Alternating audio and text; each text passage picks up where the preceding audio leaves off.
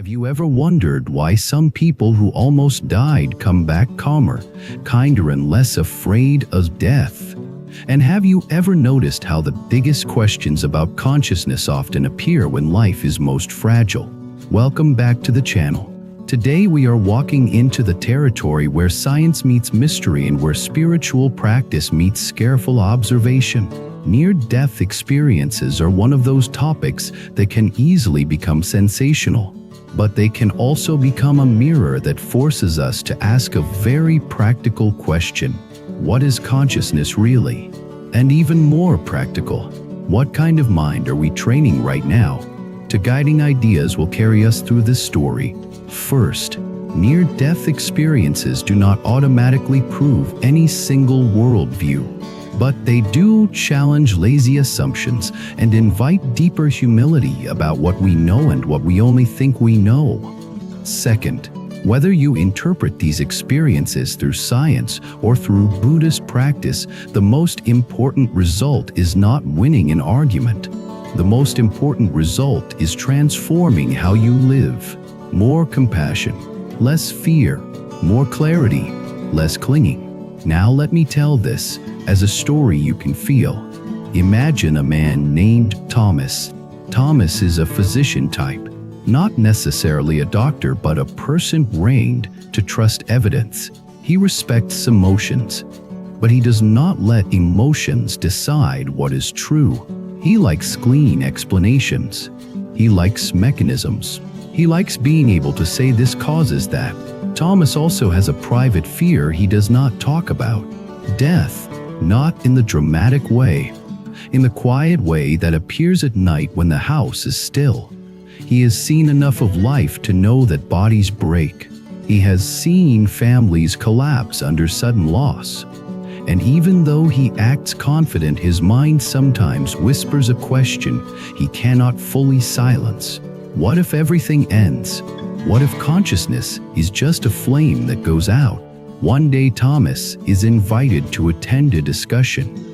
On one side is a researcher who has studied near-death experiences and listened to hundreds of accounts. On the other side is a Buddhist teacher whose training includes meditation and teachings about mind, death, and transition. The event is not framed as a fight. It is framed as a conversation, a rare one, a conversation where both sides agree on one thing: truth matters more than pride. Thomas goes because he is curious, also because some part of him wants relief. The room is calm. People sit with notebooks. The researcher speaks first and describes patterns reported across cultures. Some people report a sense of leaving the body. Some report unusual clarity. Some report life review themes. Some report overwhelming love. Some report a shift that changes their values afterward. The researcher is careful. He does not claim every story is literally accurate. He does not deny them either. He focuses on what is consistently reported and what remains unexplained by simple stories. Thomas listens with skepticism but also surprise. He expects wild claims. Instead, he hears careful language. He hears someone trying to hold mystery without turning it into fantasy. Then the Buddhist teacher speaks. The teacher does not try to prove rebirth with a microphone. He points to something more immediate. He says the mind is trainable. The mind can become clearer or more confused based on habit. And in extreme moments like near death, the mind may reveal its deepest patterns without the usual social masks. The teacher says that whether you interpret near-death experiences as brain events or glimpses of deeper mind, the practical teaching is the same. Train your mind now, because the mind you train is the mind you will meet in crisis. Thomas feels a small shift. He came hoping for certainty. He is being offered responsibility. Then someone in the audience asks a question that makes the room tighten. Do near-death experiences prove consciousness continues without the brain? The researcher answers carefully. He says the strongest honest answer is that there are reports that are difficult to explain fully. But proving is a high bar. There are many variables: memory, culture, medication, oxygen levels, stress, and yet, he says something else that stays in the room. If even a small portion of these reports point to consciousness behaving in ways we do not yet understand, then we should be humble. We should keep studying. We should not pretend the case is closed. The Buddhist teacher adds a different kind of clarity. He says if you become obsessed with proving, you might miss the point. The point is not to win against death with a theory. The point is to reduce suffering. And the most direct way to reduce suffering is to uproot the causes inside the heart: greed, hatred, and delusion, clinging, resistance, and ignorance. He says when those causes weaken, fear weakens. And whether death is a door or an ending, the heart that has practiced compassion meets it with more peace. Thomas feels both comforted and challenged. Comforted because the conversation is not shallow. Challenged because it suggests his fear is not solved by an external answer. It is solved by inner training. After the event, Thomas cannot stop thinking, not in a panicky way, in a sincere way. A week later, something happens that turns the topic from interesting to personal. A colleague of Thomas has a medical emergency. It is sudden. There is a collapse. Ambulance, hospital, machines. That sterile smell of danger. Thomas watches a human body become fragile in minutes. The colleague survives. Barely. Days later, the colleague wakes up and says something strange. I was not afraid. I felt like I was outside watching. I felt a calm I cannot explain. Thomas hears this and feels a chill, not horror. His colleague is not the type to make things up. He is practical, grounded, and now he is describing an experience that does not fit Thomas' neat mental boxes. Thomas visits again. He asks gently, "What do you remember?" The colleague describes a sense of separation from pain, a sense of observing, a sense of clarity. He says time felt different. He says he felt a kind of presence that was not his ordinary thinking. He says he felt loved without needing to earn it. And then he says something that affects Thomas more than the strange details. He says after it happened, he does not want to waste time on petty things. He wants to be kinder. He wants to make peace with people. He wants to live more honestly. Thomas notices tears in his own eyes and he feels embarrassed. Not because he is ashamed of emotion, because he does not know why this is affecting him so much. Then he realizes his fear has been telling him that death is only loss. But this story is showing him that the confrontation with death can also awaken life. That night, Thomas goes home and searches for more. He reads accounts. He reads critiques. He tries to be balanced. Some explanations sound plausible for some cases. Some cases still leave him uncertain. The uncertainty annoys him. He wants closure. Then he remembers something the Buddhist teacher said. Your mind wants closure because it wants control. But reality does not give control. Reality gives practice. So Thomas decides to practice something simple. He does not become a different person overnight. He just starts with small daily training. He sits for 5 minutes each morning. He notices his breath. He notices how quickly his mind runs, planning, comparing, judging, worrying. He realizes his mind has been living like a machine on high speed. He also realizes that speed has been quietly feeding his existential fear, because a frantic mind cannot look at death without panic. It is already panicking. He keeps sitting. At first, it is frustrating. Then he notices something.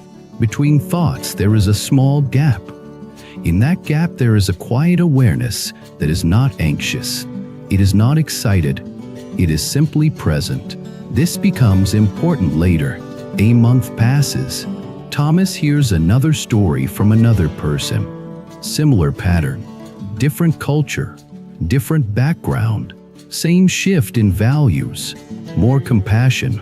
Less fear. More gratitude. Less obsession with status. Thomas begins to see that even if the experiences are not proof of an afterlife, they are at least evidence of something else. Human consciousness can transform dramatically in the face of death, and that transformation often points toward the same direction. Love matters. Ego is smaller than we think. Time is precious. This is where karma enters the story in a practical way. The Buddhist teacher explains karma not as a cosmic punishment machine, but as cause and effect in the mind. What you rehearse becomes your reflex. If you rehearse anger, you become quick to anger. If you rehearse generosity, you become more generous. If you rehearse fear, you become more fearful. If you rehearse presence, you become more steady. Thomas starts seeing his own life through this lens. He sees how he has been rehearsing a subtle clinging to certainty, clinging to being in control, clinging to being right. And he sees how this clinging creates tension in his body and harshness in his relationships. Not always, but enough to matter. He decides to practice letting go in small doses. When he feels the urge to argue online, he stops. When he feels the urge to correct someone just to feel superior, he pauses. When he feels the urge to rush, he takes one slower breath. These sound small, but they are the building blocks of a new mind. One evening, he meets the Buddhist teacher privately after another talk and asks the question that has been haunting him. What do you think near-death experiences really are? The teacher answers in a way that disappoints Thomas for a second and then liberates him. He says there are many possibilities. Some may be mind experiences shaped by the brain in crisis. Some may be glimpses of deeper levels of mind. Some may be both. He says the honest practitioner does not pretend to know what cannot be verified directly. But he says something else. He says you can verify this. When you train awareness, you suffer less. When you cultivate compassion, you harm less.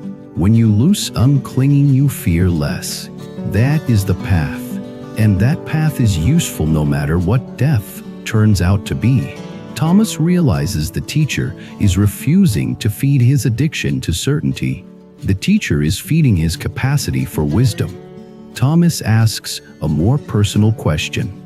Why do so many near-death stories include love? The teacher smiles and says, because love is closer to the nature of mind than fear is. Fear is contracted. Love is expansive. When the usual personality defenses loosen what can appear as a more open state. He says compassion is not only moral, it is a form of clarity. When you see interconnection, you naturally care. When you do not see interconnection, you cling to the separate self and fear grows. Thomas leaves the conversation and something in him changes. He starts living with a gentle death awareness, not obsession. Awareness. He remembers that life is temporary. Instead of making him depressed, it makes him sincere. He texts his mother more often. He says thank you to co-workers. He apologizes quicker when he is wrong. He stops postponing the conversations that matter.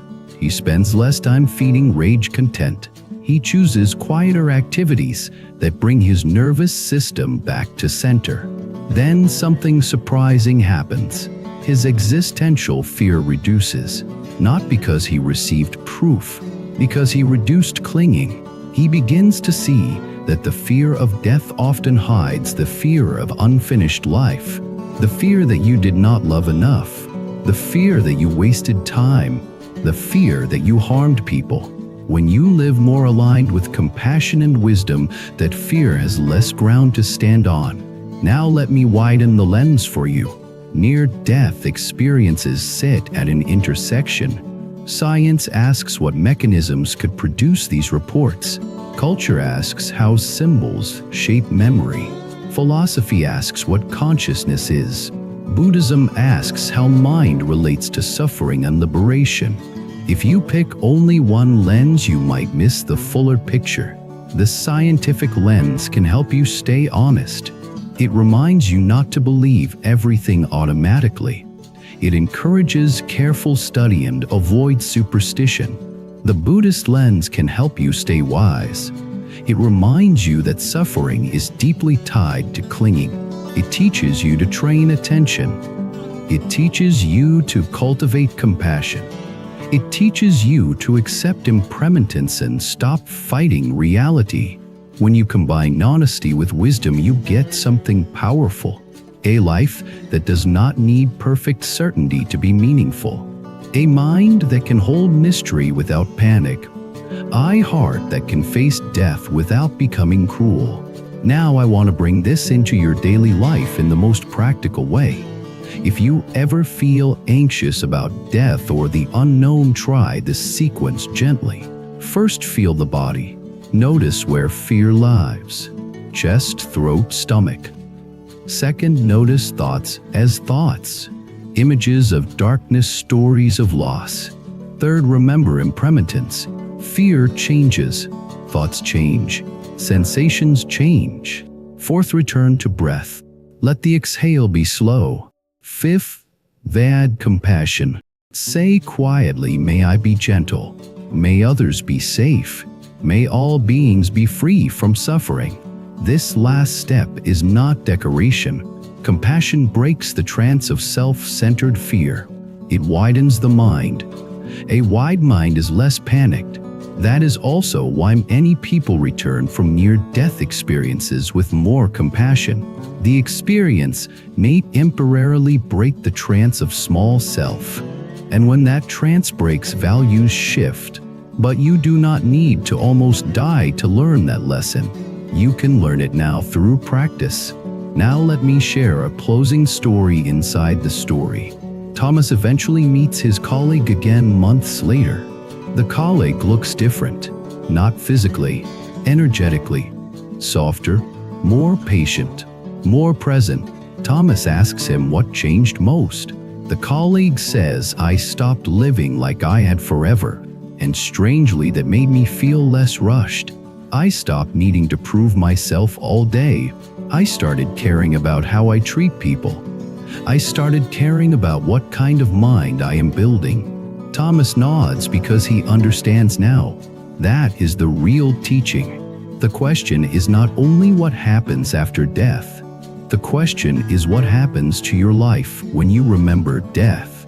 When you remember death in a wise way, you stop wasting your attention. You stop clinging so hard.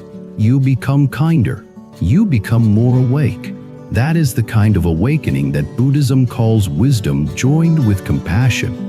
Wisdom sees change and stops clinging. Compassion meets suffering and responds with care. Together they create a mind that is steady in mystery. Now I want to invite you to share your perspective. Have you ever heard a near-death experience story that changed how you think about life? And when you think about consciousness, do you feel curiosity, fear, or wonder first? Leave your thoughts in the comments in your own words. If you want more long-form conversations like this, subscribe to the channel, like the video, and join as a member if you want to support deeper content. Thank you for spending this time with me. Until next time, train the mind you want to live with, because that is the mind you will meet in every transition.